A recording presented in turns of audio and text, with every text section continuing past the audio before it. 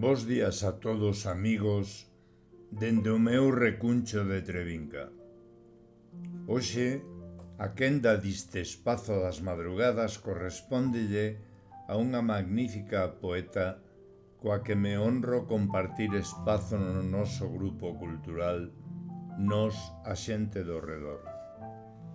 María García é unha muller que, lonxe da vanagloria, pola súa valía, trata de facer pasar desapercibida a súa mestría da palabra.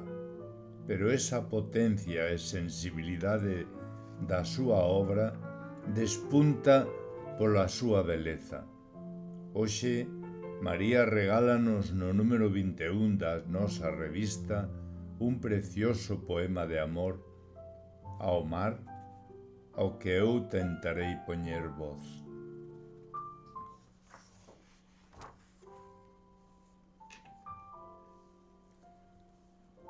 Mar, neste vaivén das ondas, ábrome a ti o mesmo que unha flor abre a primavera. Íspome da oscuridade e entrégoche o meu corpo inerte.